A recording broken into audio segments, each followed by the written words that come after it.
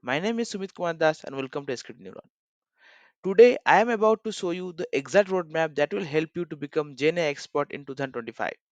And trust me, it is more achievable than you think.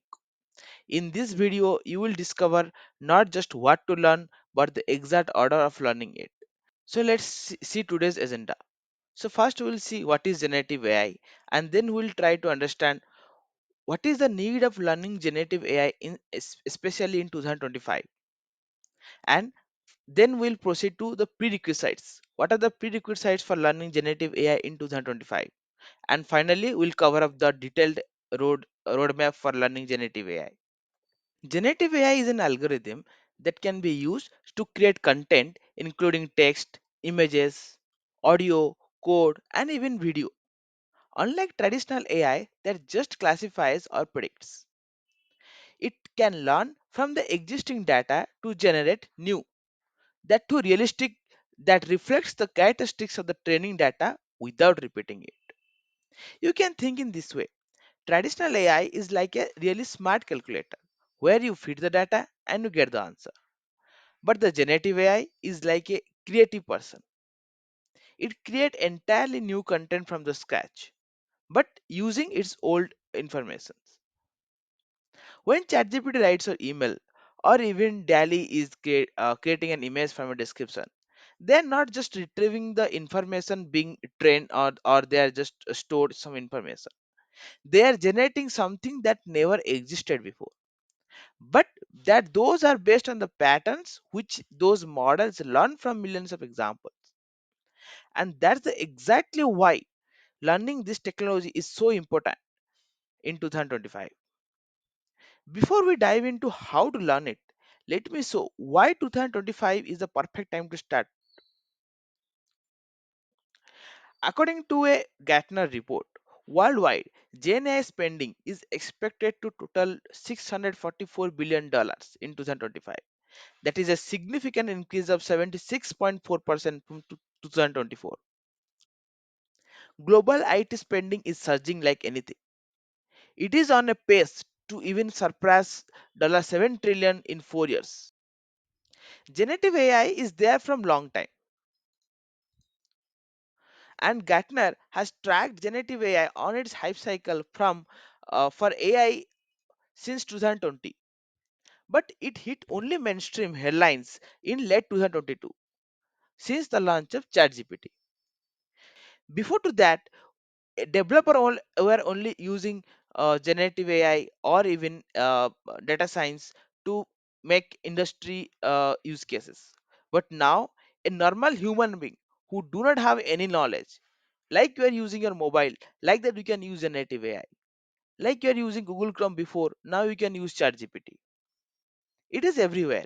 It is integrated with your Gmail, it is integrated with your Outlook, it is integrated with your VS Code. As a help, you can write GitHub Copilot. Even Microsoft Copilot has integrated with Word, Excel, PowerPoint. Even in Gemini is integrated in your Android, where you can share your screen and ask Gemini to do your job. It is this generative AI can do your web search. They can do your reasoning. They can do deep research. The task before couple of years which was taking a month, now it will take an hour to do. But where 90% of people get stuck, they either dive into complex research paper and get overwhelmed, wow, we cannot learn it, it's very tough, or they stay only with prompt engineering, that is a very shallow end, and they never build anything there. That's exactly why you need a proper roadmap that takes you from user to a developer. Okay, let's talk about prerequisites first. I'm not sugarcoating this, but you cannot jump into transformers or NLP or GenAI without the foundation. But I will just show you which are the minimum things you require to learn it. First is Python core and advance. Obviously, you need to learn Python. One of a programming language is required. That is, so here we have chosen Python. In Python, you can learn basics like list, dictionary, function, classes, objects, and some advanced concept like file handling, error handling, asynchronous programming. or APIs. And I have created a detailed roadmap how to learn Python for data science into the 25, and video is attached in the description. Next is mathematical. In mathematics, you no need to do a very in-depth understanding. You need to know the intuition, what are the topics required, and some of the intuition behind it. For example, linear algebra and matrices. Those are needed to understand your embedding concept. You need basic calculus to understand gradient descent. You need to know basic stats concept to build your evaluation matrix. Right? So these are some of the intuition you need to know. So next is your deep learning basics. Because generative AI is completely based on the deep learning.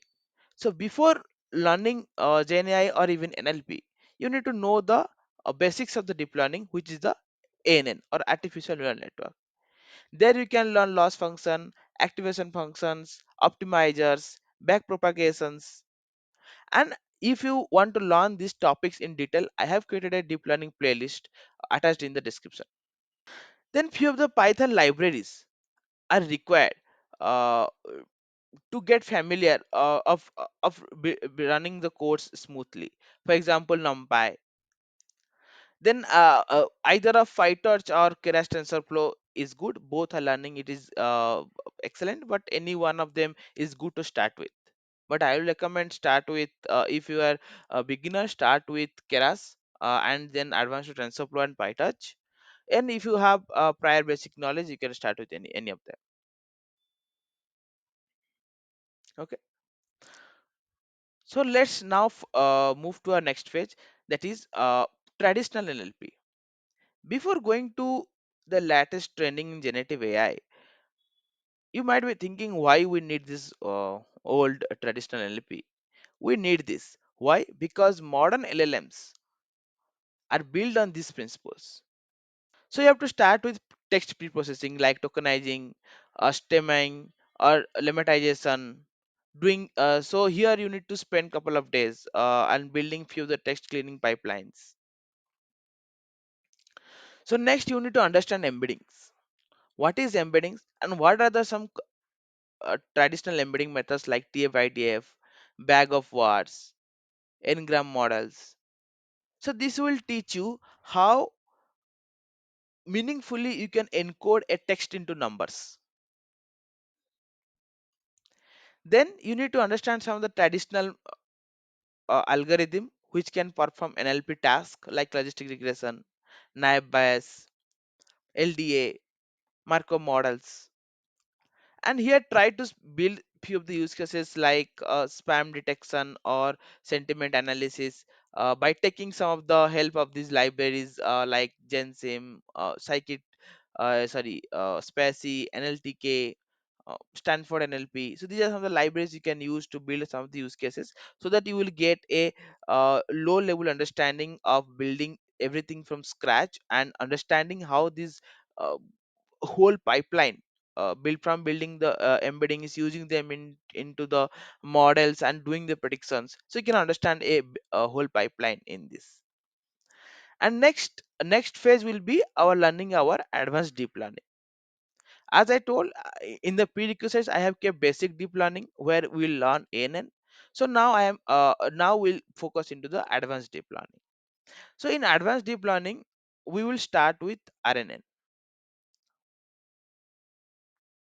RNN is the starting point where people try to understand the text, because what happened in NLP, right? NLP means natural language, right? In language, every word separate has separate meaning, and if you combine few words, that will have a different meaning, right? So you need to retain the memory or the understanding of the previous word to understand the next words. So that's where RNN makes a major breakthrough, where it able to handle sequential data, having transforming some of the before memory to the futures text or future concepts. So here you will start with RNN and learn by RNN, and there are different variants of RNN you can learn.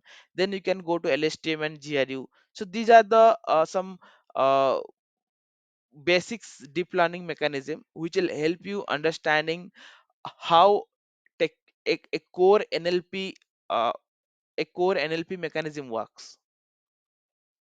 Okay, once you have a thorough understanding on this, next we'll move to sequential models, which is the foundation of today's LLM. Be it encoder, decoder, or attention mechanism, or and to transformers. Right. So this is where the foundation of ChatGPT, you can say, or bot models or cloud models starts with. So understanding transformers and attention mechanism is very much important here. If you're not understanding transformers in details, you will not able to understand any of the LLMs. That's for sure. And along with this, you have to learn some advanced embedding methods like what to wake, Elmo models or globe models, which will help you understanding how to create embeddings using neural networks. So previously we have used TF-IDF, previously we have used a bag of words. So those are using traditional machine learning. So now we will use neural networks to build, which will create more better meaning of the text than traditional machine learning embedding models. So here, if you want to do hands-on on this, you can use again, as I told, I have kept these prerequisites on the TensorFlow PyTorch Keras library. So you can use those library here to build these transformers or these embedding models from scratch, and you can understand how they works. So it will give you a better understanding. Okay.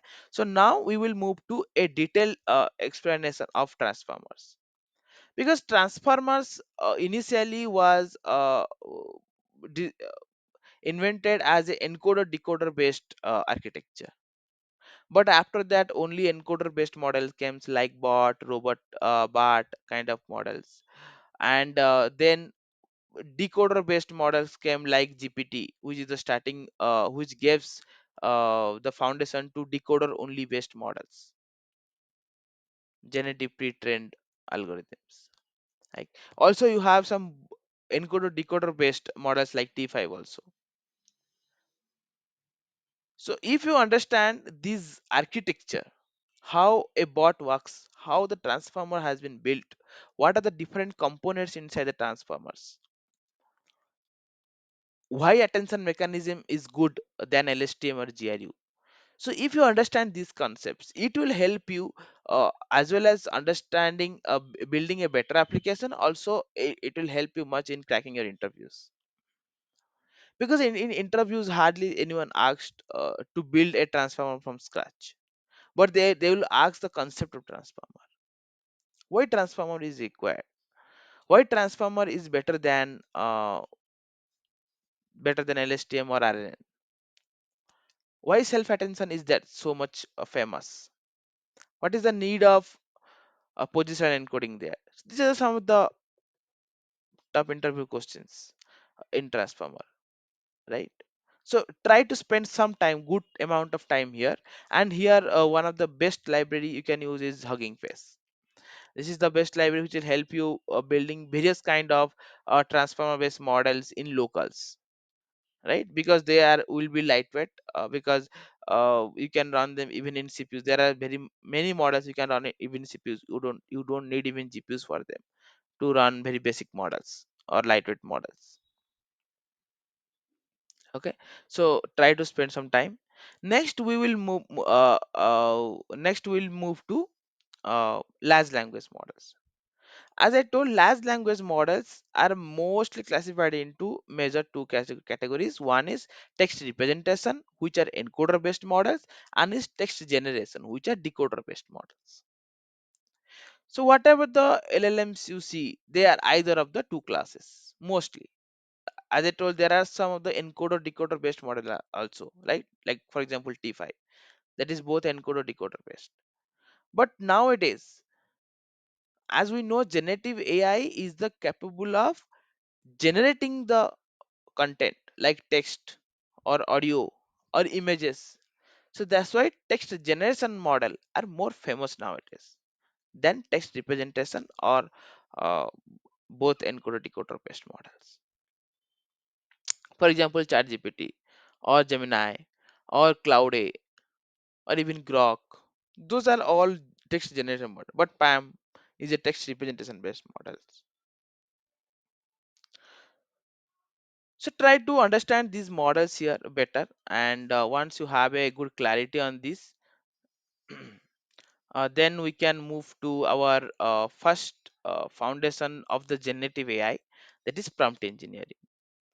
You have heard many times these terms from lot of people. So, prompt engineering. What is prompt engineering? Prompt engineering is a art, or you can say is a skill, how to use a model better, how to ask question better to a model. So better the question you ask to the model, better the result you will get it. The bad your question is, the bad your result will be, because it's not a human, right? It's a model. You need to ask the question where it is trained, so that it will give a better response. So how to ask those questions good, that is prompt engineering. Here you will learn different types of prompt in design principle, like few sort, zero sort, chain of thought, react is basically reasoning plus acting. So which is your foundation for your agentic AI, right? Foundation for your today's trend agentic AI. Okay, so this will not will it will not only help you in your career advancement, it will also help you make the most use of your any of the LLMs available you're using your day-to-day life, right? And next the comes the the big one, RAG, retrieval augmented generation. So here where you start building the generative AI applications, which will have various components like better databases. You will try to learn here various kind of better databases, various kind of embedding models, various LLM models. You will try to learn various of LLM RAG based frameworks or generative AI based frameworks like LangChain, Llama Index. And in vector DB, you can start with Chroma, then went to Pinecone or Oviate. So the Chroma is a open source vector DB, is a free, or FISS is a free vector DB, while Pinecone, Oviate, those are closed source. Even you can use cloud-based vector DB, be it from Azure or be it from AWS. AWS Kendra you have, Azure AI Search you have. So those are cloud-based vector DB. So you have to choose which vector DB is good for your application. You have to use different.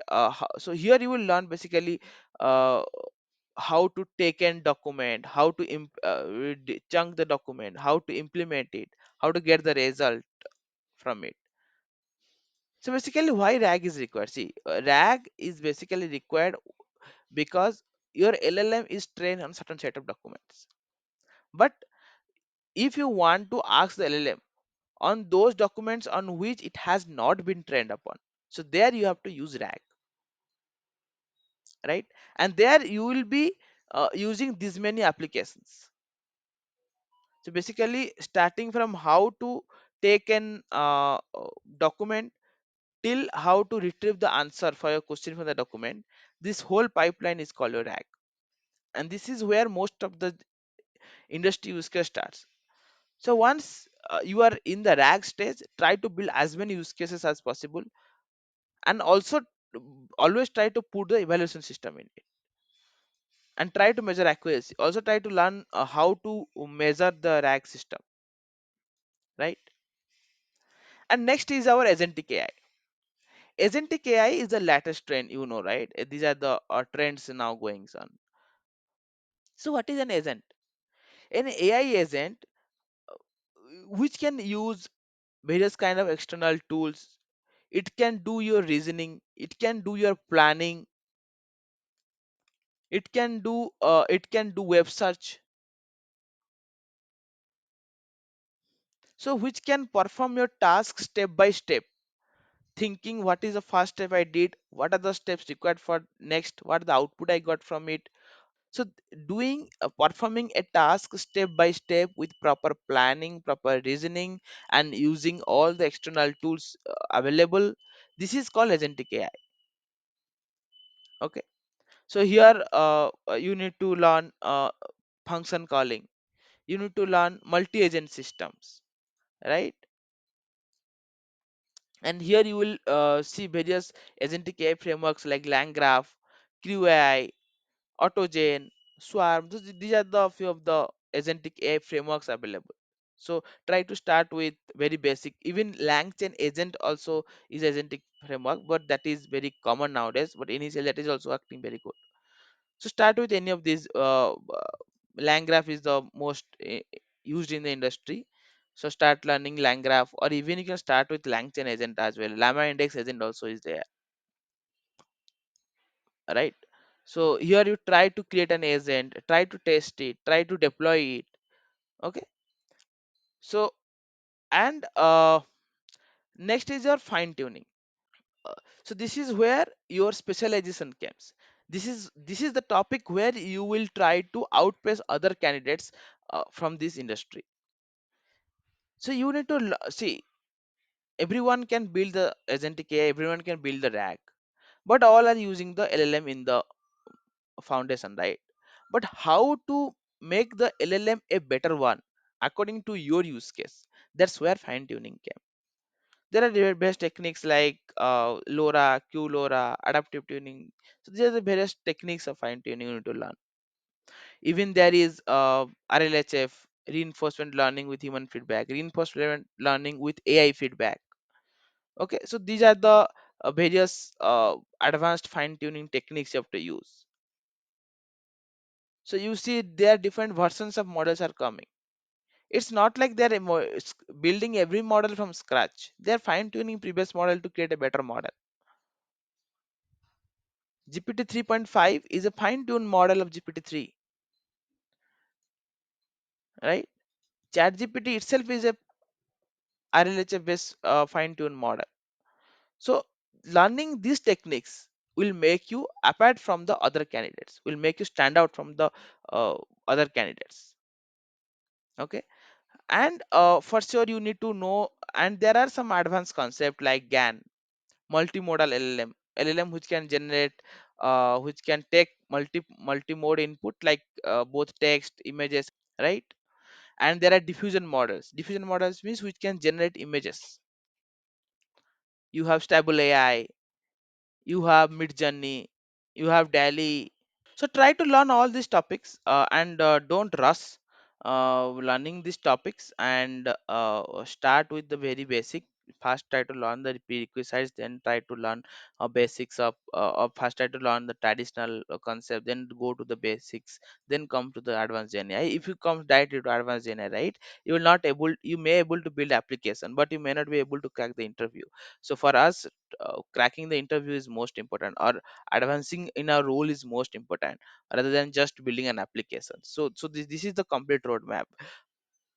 If this roadmap help you, then smash the like button, subscribe for more AI content, and drop the comment telling me which phase you are in starting with, or which phase you are going through. And yeah, that's all for today's video. And share your learning journey across the social media platforms, and you can tag me on LinkedIn also. I can share your journey to the expanded network. Till then, keep learning, keep coding, and keep growing. Thank you.